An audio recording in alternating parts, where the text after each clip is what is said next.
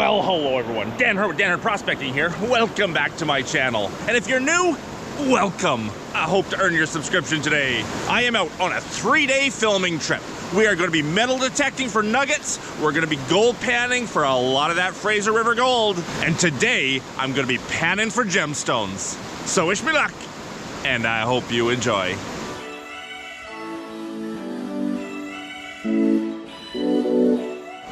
Now I'm here at Garnet Beach on Big Silver River to get some more garnets. We're running low. Unfortunately, the water is up more than I would have expected. We've had a lot of hot weather recently. Spring is here. It's awesome. But the water's come up, so I have to find just the right spot to do some digging and get some garnets. Now, I don't have quite the right equipment with me today for finding these garnets, for collecting these garnets, because I wasn't planning on coming here this trip. But Dana called me up and said, Dan, we're running out of garnets. So I'm gonna do what I can. Today, I have a gold pan and classifier, and I'm gonna be panning for garnets rather than using the gem sieve, which I usually do. I wanna see how it works out. I don't know, we're gonna give it a shot. I see garnets in the gravel all over the place. Every little bit of gravel I look at, I see garnets in. A handful of garnets. The reason we can recover these garnets using a gem sieve, or in this case, a gold pan, is because garnets are heavier than all the other gravels around.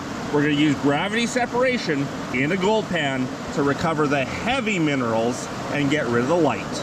And that spot I just dug a handful from looks like a really good spot. Lots and lots of garnet right there. This is awesome. My first shovel, and it's just loaded in garnet.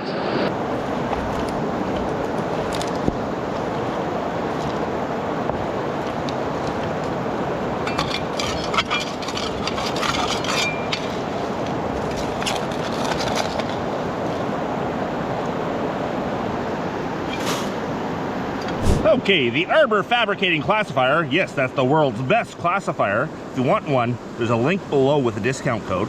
But the Arbor Fabricating Classifier is now full. Let's go sift it out into the pan. It's a 1/4-inch classifier, so nothing but 1/4 inch and smaller will make it into the pan. And yes, the garnets here are small.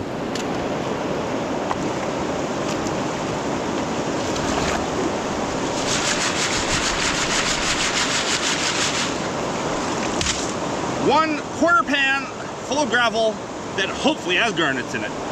Shake, shake, shake makes all the heavy things like garnets and gold sink to the bottom. No, there's no gold on this creek, or nothing really worth searching for. But as I shake it, all the heavy garnets go to the bottom, all the light gravel goes on top, and then I can wash away the light gravel, leaving the heavy garnets behind. Some of the light stuff's gone, shake it again.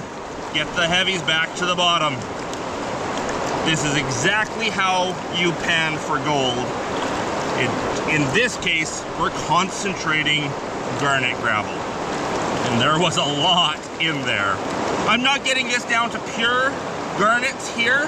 I'm just concentrating the gravels, and then we'll take it home and use one of the machines to make it much more concentrated. Let's go have a look at that and see how we're doing. Now, unfortunately, the river where I'm working is in the shade right now. It's late in the day and the sun is about to go behind the mountains. But I had to come up here to see in the sunlight how we're doing. I've reduced this about 50%. I've got rid of about half the material in the pan. And I'm seeing right now that this is really concentrated in garnet, but there's still a long ways to go for concentration. I think to make my job easier, what I'm gonna do is leave this in the bottom of the pan and put a new load on top. The more there is in the pan, the easier it will be to get rid of the lights out of it. Look at that garnet! Holy smokes! Oh, I'm gonna get the close up on that one. That's what I like to see. Really big, really gemmy. That one's almost fastenable, it's so big. I like that. Now that's a garnet. Leave that in the garnet concentrates for now. That was some nice gravel in there. Very high percentage of garnet. I think I'm gonna move over this way a bit. Move some more of these big rocks away so I can dig the gravels easier. Oh yeah, I can see the red. Just see it in there. Nice. Well, there we go. Another classifier full. Let's get classifying.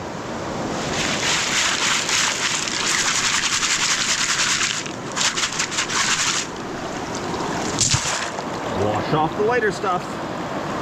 How'd that big rock get in there?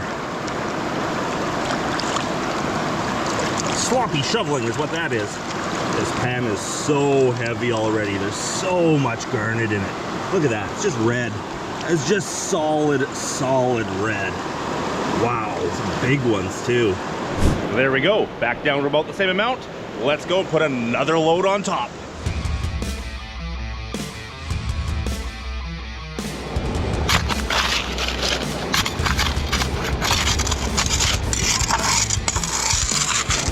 And again. Now while I sift this out, every time I do a garnet video from here, I have people ask me, Dan, what do you do with all those garnets? Well, garnets like this can be used for all sorts of things. No, these aren't typically facettable garnets. You can't make gemstones out of most of them. That one you could. But people love these things for other reasons. A lot of people will make crafts out of them. They're great for epoxy into things, for glittering on top of things. Some people will make jewelry casting these in a resin and then working the resin with the garnets inside. Some people love these things for practicing gold panning. You throw them in gravel and see if you can recover them. Because if you can recover garnets, you can recover gold, no problem. All sorts of people love these things for all sorts of reasons. Some people just want to have some gemmy garnets in their collection. I collect them because I sell them on my website.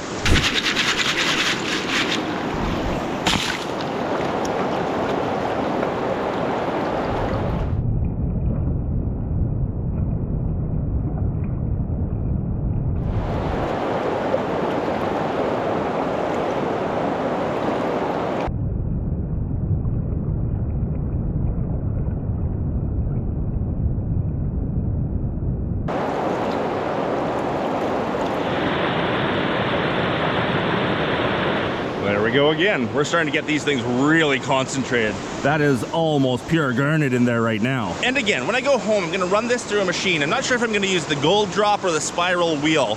Both of those concentrate garnets really well, giving you very, very, very clean garnet. Gold drop does a better job, but it takes a long time to set up. I'll probably use the spiral wheel, but that's when I get home. Let's do some more. That was a good load. That material there was just loaded in red. Now, I don't think the pan is doing as good of a job as the gem sieve does. The gem sieve does a great job of keeping all the garnet over a certain size in the sieve. Here in the pan, we're getting everything, including the small garnet. And as I'm panning, I am seeing garnets flowing over the edge. So the pan is definitely not doing as good as the gem sieve did. But that's life. I've got a gold pan today. I don't have a gem sieve. I didn't have all the equipment for finding garnets. I was already on the road when my wife called me and said, "Hey Dan, we're running out of garnets. Go get some." So I'm making do with what I got. And some of you are probably thinking, well Dan, if you don't have the right equipment, why don't you just take the gravel home and do it with the right equipment? Well, there's a really weird rule here in British Columbia that you can't take raw gravel home from the river. You can take concentrates home, but you can't take just straight up gravel. It's kind of weird. How much you have to concentrate it isn't in the rule. Is classifying alone enough? I don't know. I'm making sure I'm doing a good job of concentrating it, so I stick within the rules.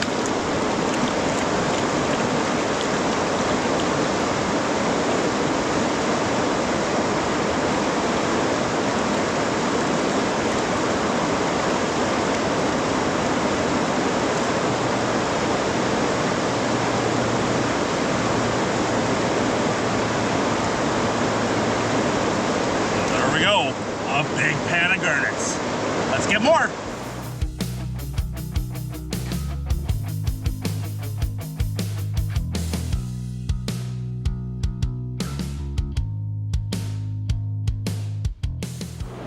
Now, I'm not going to spend the whole evening here finding garnets. I'm going to do what I can to get enough to keep the website going, but up the hill, I just got a brand new hard rock claim, and I think there's a garnet deposit on it, so I want to go and check that out. I need to leave myself enough daylight to do that.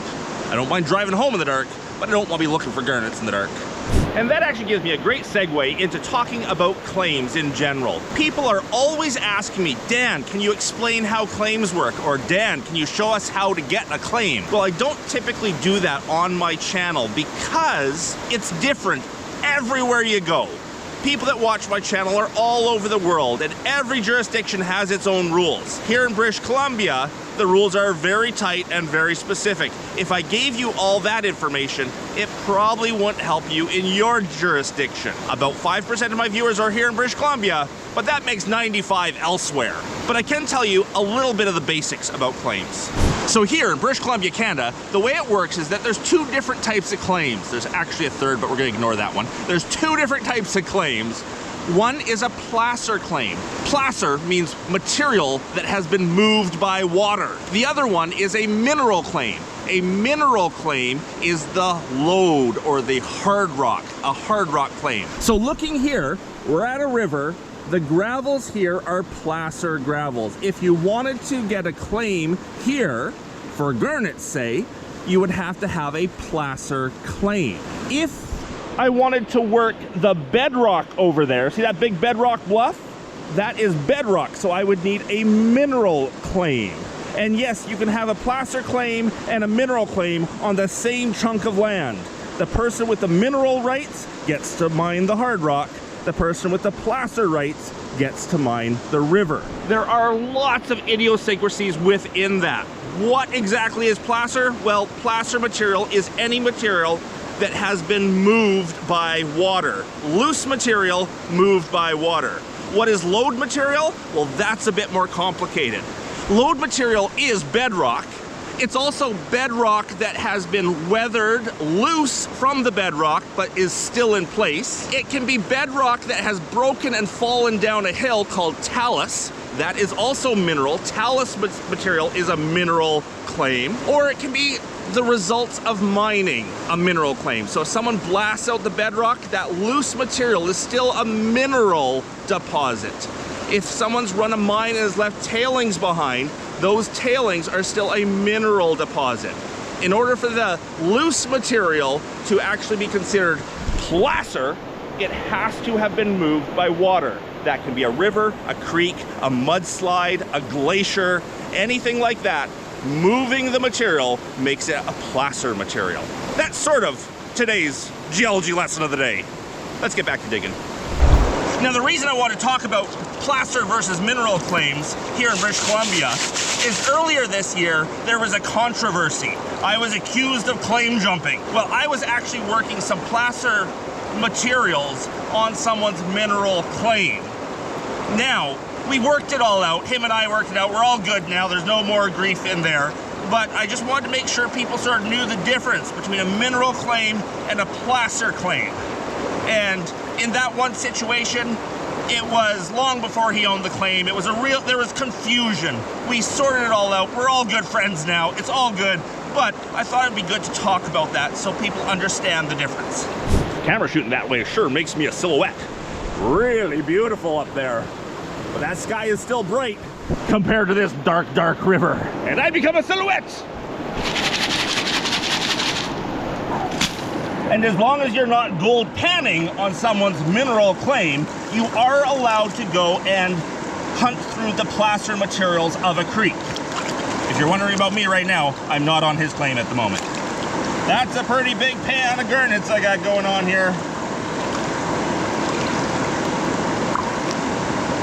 I'm gonna have to take this home and run it through a 20 mesh classifier to get rid of all the small stuff, because we don't want that really small stuff in our garnet bags. And there's a lot of small stuff in there. And apparently, there's a big thing too. Okay, that's pretty cool. There's a pan full of garnets. I do need to leave myself enough time to get up there and film up there what I find in the hard rock deposit. So I think I'm gonna leave it at that. I wanna give you some close-up pictures of what's in the pan right now, but my close-up camera doesn't work in low light very well.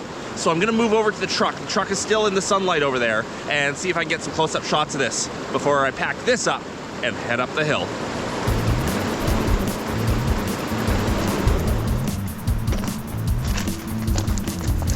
One red pan.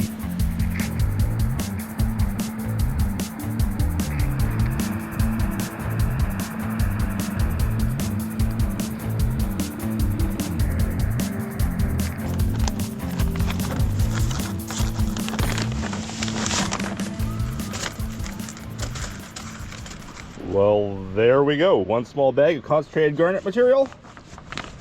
And we'll be back after a spring runoff when the water goes down to get out to the good stuff, to get a whole lot more. Now let's go up the hill and see what we can find for a hard rock deposit. Isn't that sun nice over here? Love spring. Oh yes, when I get those gravels home, I'll be running it through the spiral wheel on camera. It'll be right here in this video after I go up the hill.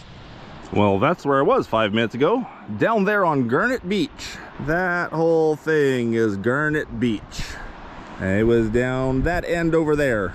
Anyhow, I am up here on this new logging road, brand new logging road, as it cuts through all the bedrock outcroppings. I'm checking to see if any of them have any indications of garnet. This material here is known as a schist, a mica schist, and it's the kind of stone that garnets form in up here. And this particular outcrop, I don't see any. Looking down in the ditch, I don't see any. So I'm gonna head back up the road a little bit to, there was a couple bigger ones up the road, and see what I see. Big outcrop right there.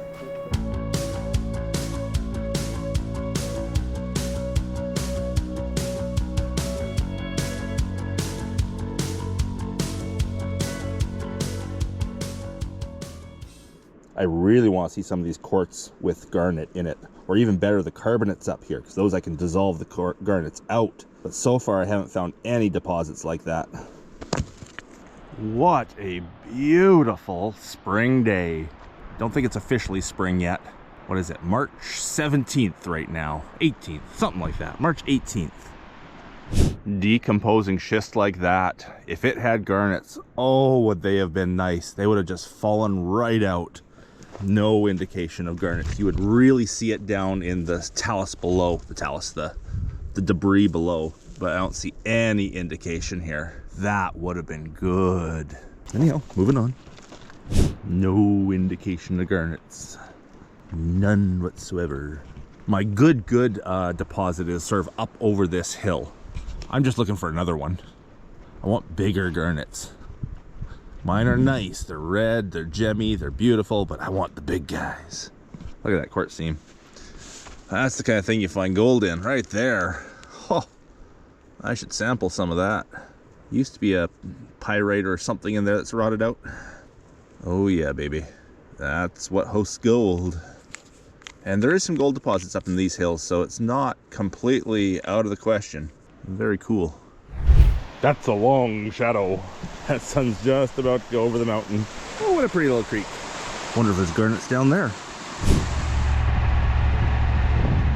So I have a key for the gate at the bottom, but the loggers are all leaving for the day, and I figure it's probably, since there's no one else up here in the hills right now, the last logger just went by me, I figure it's probably safest if I go down the hill right now. On the new road cut, no new garnet deposits, but just over the hill is my great garnet deposit. I'll leave some pictures here of what I get from that spot there. They're great. But I should head back down at least to the other side of the gate, and there's still a little bit of daylight left. Maybe I'll go get more garnets.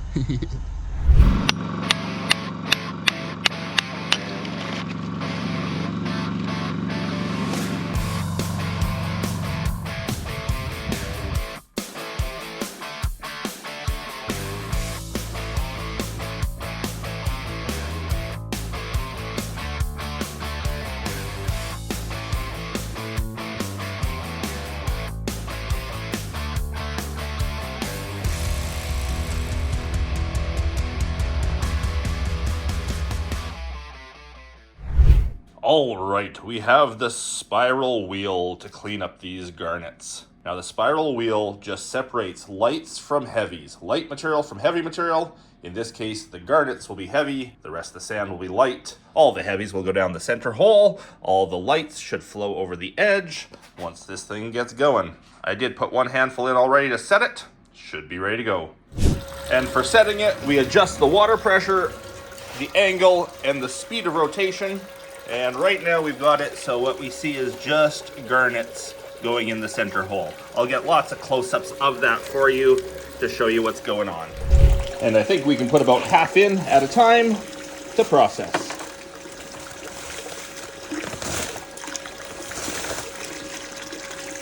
That's about half. Let's see what happens.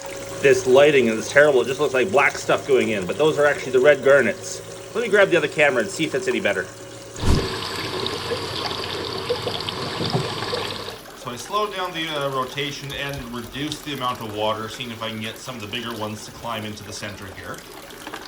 And I added more material too, so I can start processing, actually having some of the light float over the edge. Now, if you're not familiar with the spiral wheel, this machine is mainly used for concentrating gold, and yes, I have lots of videos of this machine working gold.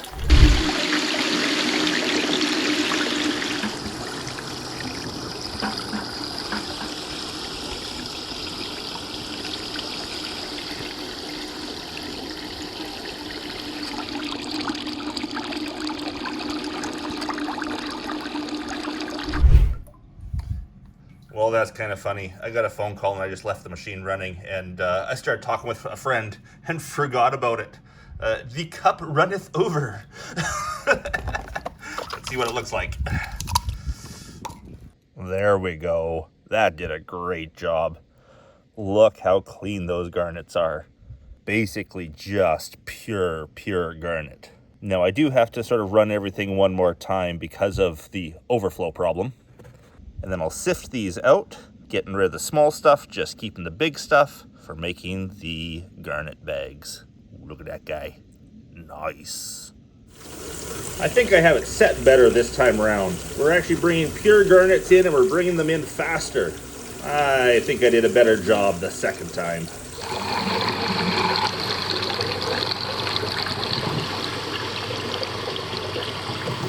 You're getting sleepy, very sleepy. Look into the center of the spiral. I attempt to hypnotize you.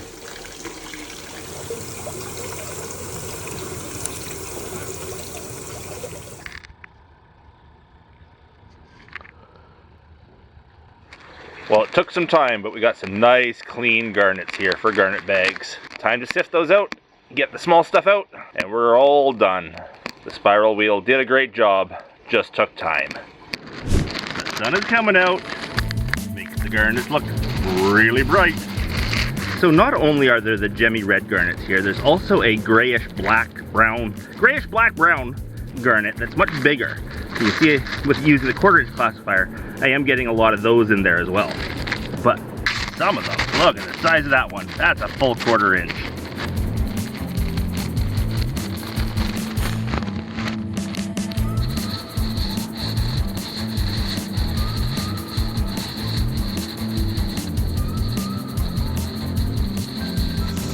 And the stuff that's not going into the center out here is also processed to basically pure garnet. That is going to make some amazing garnet bags. Well, there you be. Basically pure garnet. That's the way to clean them up, for sure. Hope you enjoyed the video. If you did, please leave me that thumbs up. If I haven't earned your subscription yet, I hope I earned it today. And a big thanks to everyone for watching, especially my patrons. Hope you're all having a great day. And until the next one, bye.